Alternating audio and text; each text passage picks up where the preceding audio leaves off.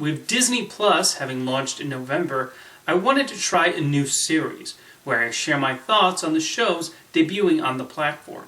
And I guess it's fitting I start with what appears to be the most popular and talked about show on there, The Mandalorian.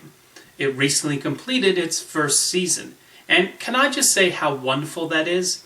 I think the Netflix model of releasing the entire season at once has its positives, but the weekly release of new Mandalorian episodes felt like a nice return to when people would watch each episode at around the same time and talk about it afterwards, rather than going through the entire thing in a single weekend.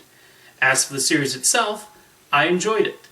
It admittedly took me a little while to get invested, as the main character is someone who does not show his face. Eventually, as we get to know him and we see his change over the course of the show, I started to get more attached to this seemingly nameless bounty hunter.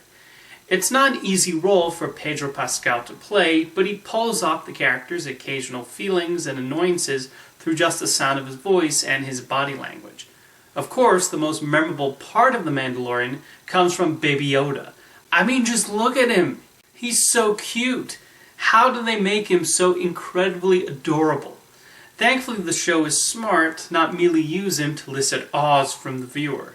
Baby Yoda, or the child as he's called in-universe, is portrayed with his own desires and wishes, and the bond he forms with the Mandalorian is quite touching. We also see him deal with his Force abilities as he learns what he can do and what's right and wrong.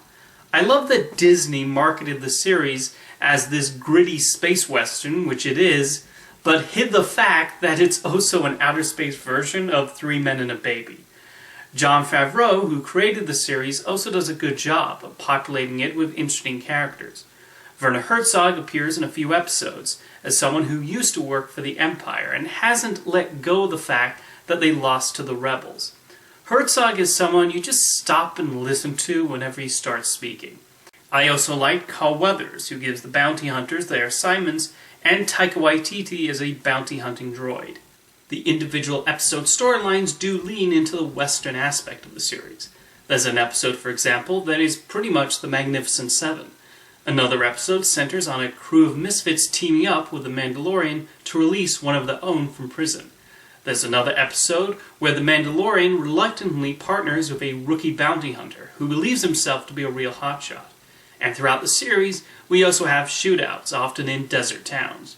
Jon Favreau employed a variety of directors to work on The Mandalorian, and while all of them were well directed, I felt the strongest episodes belonged to Deborah Chow.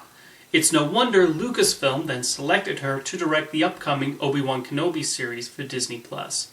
You can also tell Disney spent a lot of money on the show, as it does not feel like we're getting a lower-budget Star Wars. The special effects remain high quality, with the Baby Yoda puppet being a standout. I also have to praise Ludwig Göransson's score, which nicely fits with the tone and feeling of the show.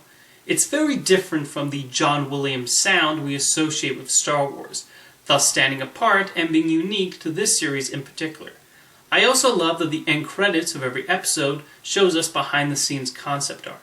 The Lucasfilm designers are some of the most talented in Hollywood, so it's neat to see their work highlighted like this.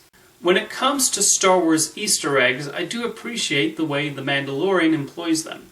Oh, we get references here and there, and there's even an episode set on Tatooine. However, they make sure not to go too overboard.